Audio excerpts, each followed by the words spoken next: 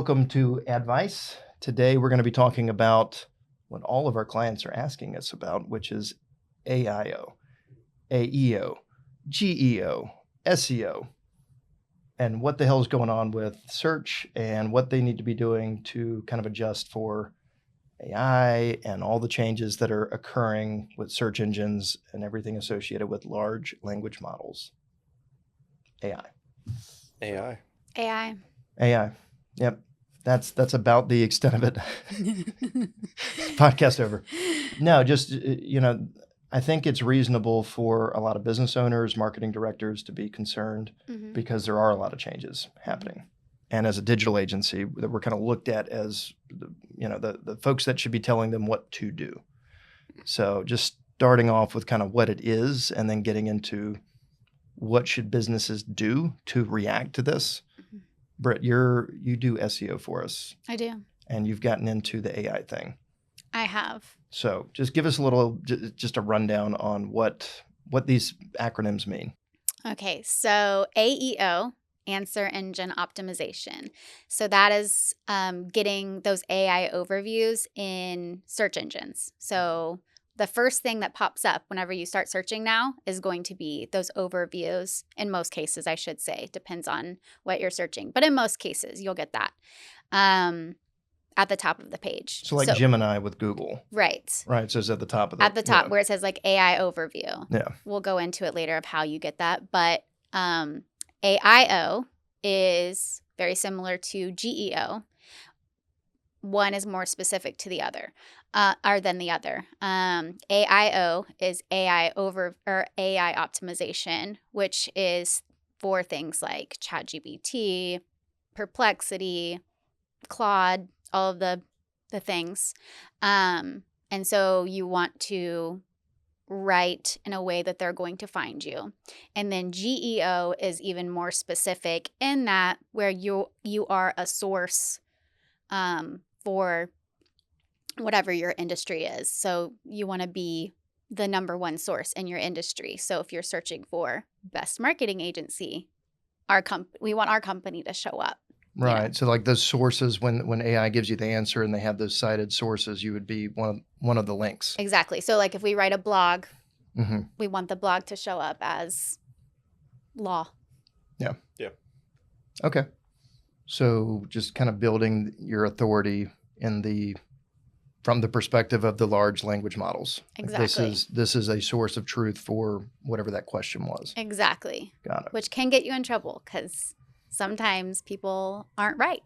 Yeah. So you want to make sure you're putting out content that is accurate. So that makes sense, kind of. I think the entire industry is trying to figure out all these first name, guy name. It's all guys. There's no gal. You're right. AI. That's weird. Claude and Jasper and Siri. Does that count? No, because Siri could be a girl. I mean, a boy. It's That's up to not Siri. A name. It's up to Siri. It's a robot. It's a robot. What wow. they want to be. Mine's a she. Okay. But you can change the voice to either. They're a they. But it's all those guy names with a one name, Jasper, Claude. Right. Yeah. I mean, ChatGPT at least was just true to its own original name. But or if you're like me, Veronica. Veronica? Yes, okay. That's my GPT's name. Oh, Veronica. You've named it? Her. Is it like special, like different now? Yes. Okay. Yes. It knows you. Veronica knows me way too well. Yeah. She does. That's going to be a whole thing, like in a couple of years, where everybody's AI is doing work for them, and then their AIs talk to each other. Yeah. Well, we'll get there one day. But for clients that are asking us, well, what do I need to do? Like, what are some of the things that you can do? And is this distinctly different than kind of the last 10, 15 years of digital SEO, search engine optimization? Or is this more, maybe an extension of SEO? What should companies be doing right now for that? So I have a controversial opinion. Weird. This has never happened. Wow. Ever. Okay. I am very controversial sometimes, and that's fine. It's good. Anyways, so we're all trying to figure it out, what all of these new things mean, because it did change the game a lot. But what I found is when we have done really deep SEO work for our clients. It depends on the client because sometimes they don't have SEO packages. So we're just doing basic SEO, right? What I found is if we've only done basic SEO, we haven't really dug deep, those were the clients that started struggling. And so instead of, we already had the on-page SEO, we already had the basic SEO. So I dug deeper. I started doing the individual schema, and then that started bringing it up. And that's kind of what all of these different acronyms are. It's all under the SEO umbrella, but now there are more terms for it or different terms for it. That's what I've seen with our own clients. Now, we have clients like Wit Group's website is great. We have seen consistently. It is. We've consistently seen our dips haven't been as much as some of our clients who don't pay for the deeper SEO services. So we haven't had as much flow as everyone or like some of our other clients who we didn't do that for. So what I'm hearing is that if we've got clients that historically we're doing basic SEO for, it's a small local business, Right. Typically speaking, you do on-page, you do content. You don't get into the super technical back-end schema markups and everything necessarily, maybe some basic ones, but not really deep because you don't need to. Right. Because it's a competition. Exactly. So the local plumber just needs to edge out the other 10 plumbers that are in the same local market. And as long as we're doing that, great. But I mean, that's kind of a double-edged sword because that means that with AI, we have work to do. Right. But then so do those other 10 competitors. So exactly. It might be even easier to edge out those competitors in that market on the AI side, AIO, GEO, than it was back in the search engine days because everybody for 20 years has been understanding that they need to do more on Google, Bing. Right. What was the other one? Ask Jeeves.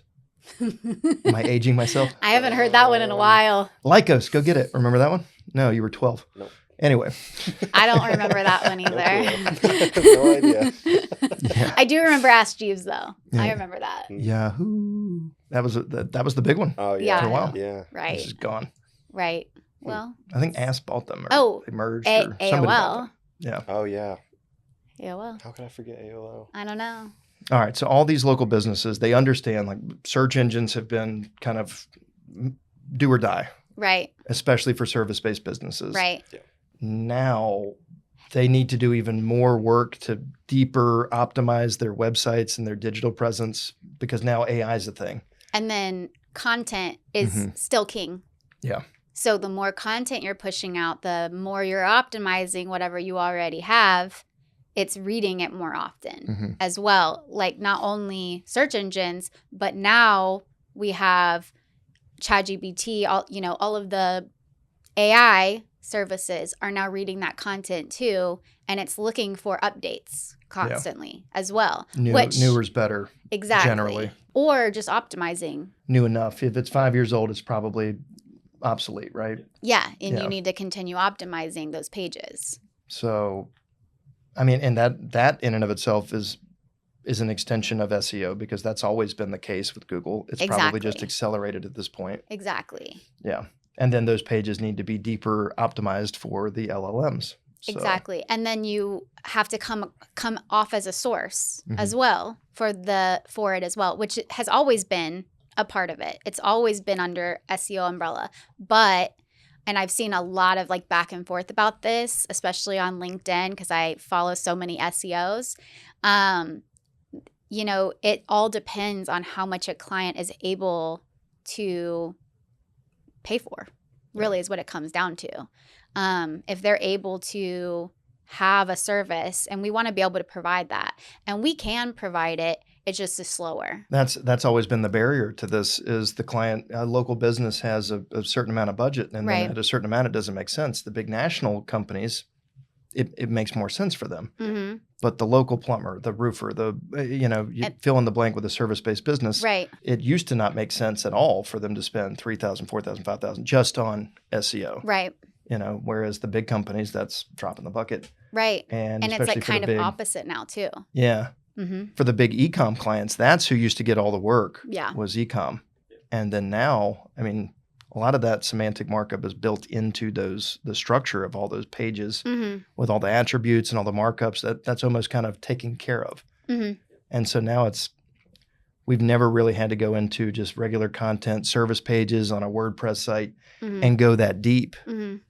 But now it makes sense to, or does it? I mean, I think it definitely does, especially with local businesses, because the better the structured data is, the more it's going to show up, especially in maps. If you have a location pages, it's going to show up better in maps. And that's a part of what we do for SEO already, but not everybody was doing that before. Yeah. And so the ones who were doing it are showing up really well. The ones who are not are like panicking.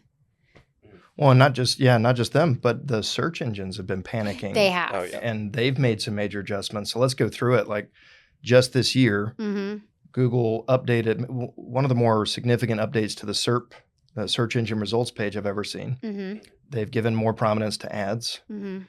The map section and the ad section is dominating the search page. So organic is not producing what it used to. Any kind of discovery terms, AI is dominating. Whereas I think the major kind of categorical terms, those really on the nose, roofing company, plumbing company, you still see more of the maps and the ads and the regular search engine results showing up. But if you ask a question, oh my gosh, you're going to have to weed through like 5 AI answers before you get to any kind of company listing. And that does make sense, I think, from a user experience standpoint, but the traffic drop off there. But on the other hand, if your company is ranking because you have, you've answered that question. So that's part of that on-page SEO, right? Which is then feeds into the AIO and the AEO, because it lists the company where it got the information from. Yeah. So you're still showing up in that AI overview whenever you're searching. People are less likely to click on it because you've already answered the question. So it's kind of a double-edged sword, but it is, a way to get your company there. And if they click on it, then they're going to land on your page. Yeah. I think it is also a little scary how much people trust it. Yes. Because I've seen a lot of wrong answers. Yes. Yeah. And they're just optimized pages. Exactly. So. And that's honestly just the sign of a good SEO. Isn't that always been the SEO's job? It is, because that means they're SEO. Are you the best plumber in Kannapolis, North Carolina? Or is your SEO amazing? Right. Yeah. Well, and that dovetails a little bit into reviews. I know reviews have been increasing in their prominence in terms of how they're weighted. And I think the LLMs use reviews a lot and off-page mentions. So how many times have I seen you mentioned across the web? Because they're literally going through every bit of content, every website, everything that they can find on the web constantly. So that's learning, part of that. Well, if I never heard of you until this one blog that you wrote, right. And that makes sense. Yeah. But I think the LLMs are more likely to weight that as high as they do. I know Google just came out and said that, I think a week ago, that they were going to give increased prominence to reviews. Again, they've done that a couple times. Yeah. I was going to talk about the decoupling, where we're seeing, clicks and impressions used to kind of follow the same pattern. As impressions went up, clicks went up. And then a couple months ago, we started to see those two stats not really correlate necessarily all the time. You'd see big increase or decrease in impressions, but the clicks would stay relatively stagnant. I think that a lot of websites have gotten a lot of traffic over the years that would never, ever, ever turn into a lead, but was information-seeking discovery search.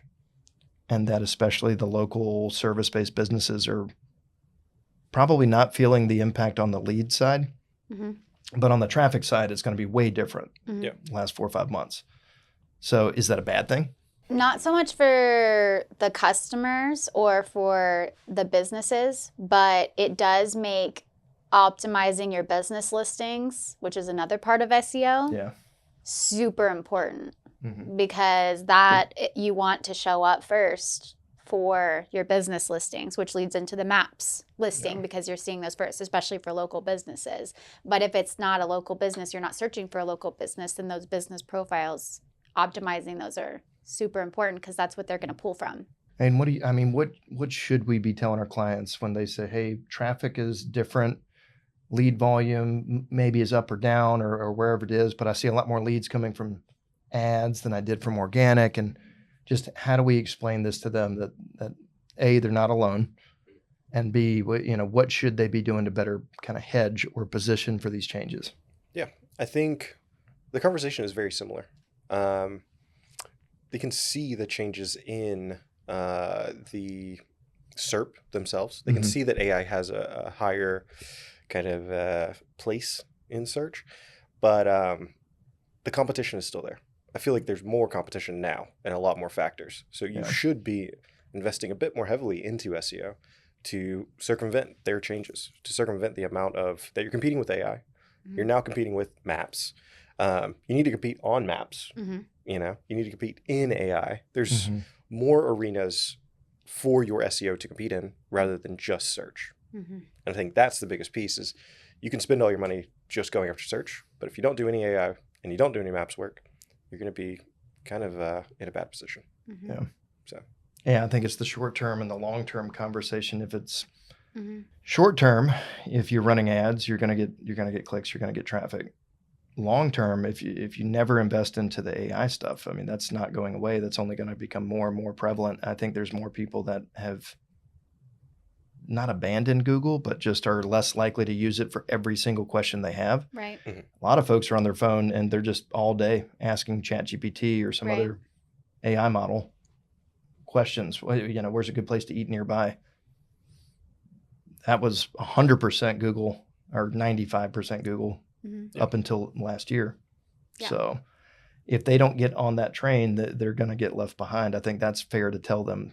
Yeah. Yeah. And then also a lot of what you're doing on the SEO side is foundational for what you're going to be doing on the AI side, but it requires extra effort. I think also, looking at the size of the companies we work with, invest in AI now, right? Everyone is saying it, but specifically on the SEO side, the more AI trusts you now, the likely it's going to be more beneficial to you in the future. Yeah. So, and that isn't to be confused with invest in AI, put chatbots all over your website. Yeah.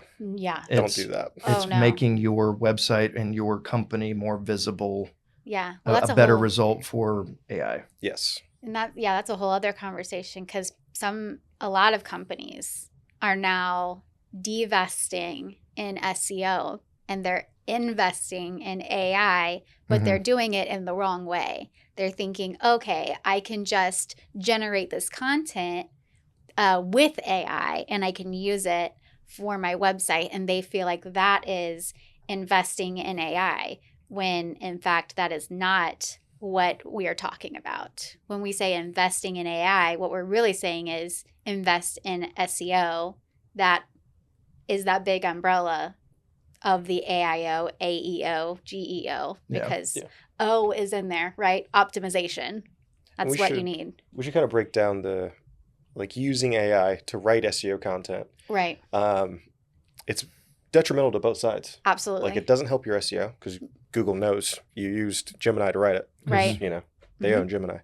And then that's just the AI model reading its own content. Exactly. And it's like, I'm the highest authority on this, and then recommending its own content, it's a nightmare. Right. So, beneficial to no one. And I think that one thing that is cool about using AI is you can use it as an editor, when you're writing, but you also still have to optimize it. And I would never use it as a writer. I would never use it to optimize the content. It sounds awkward. It uses words that are not so common. I know it's getting better, but I can still just instantly, when I'm reading, AI, that was AI. Yes, absolutely. AI wrote this. And it kind of stinks because it's taken words that you do use. And then it's turned it into, oh, well, now I know this is written by AI. So you can't even use those words anymore because they're so overused within all of that content. So it's even taken. Yeah, like back in the day when you knew a word, you knew exactly how to use it, but Yeah. it wasn't that common. Yeah. Yes. Like trite. God. Remember that those I have days? so many words. There's a whole story we have about trite. The word Y'all trite. said it at the same time. Jinx, you owe me a soda. I'm not sure if a third party can call the jinx. I just did. Jinx. I get it. Oh, yeah. You can have it. Okay. Anyway, no, I did want to throw out there too. One of the cool things about AI that you couldn't do with Google is I can just ask it. Mm-hmm. If I were to do a very vain search, is Wick Group the best digital marketing agency in the country? Mm-hmm. Or what's the best digital marketing agency in the country? And it doesn't list Wick Group. I can say, hey, why didn't you consider Wick Group? And it will tell you the factors that went into making that decision of its recommendation. So you have a punch list of things to work on. Mm-hmm. So literally AI will tell you what you need to do to work on it, it's weirdly kind of recursive, but kind of also makes sense. Mm-hmm. And it might say something like you need more national level review sources, national level awards.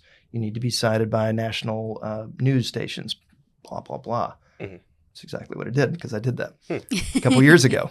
But I mean, it's something that we put a plan together for. But yeah, I mean, it will tell you the answer. Right. Google never did. It was always kind of a veiled mystery. Mm-hmm. Well, we'll give you little bits and pieces through like the webmaster. Mm-hmm.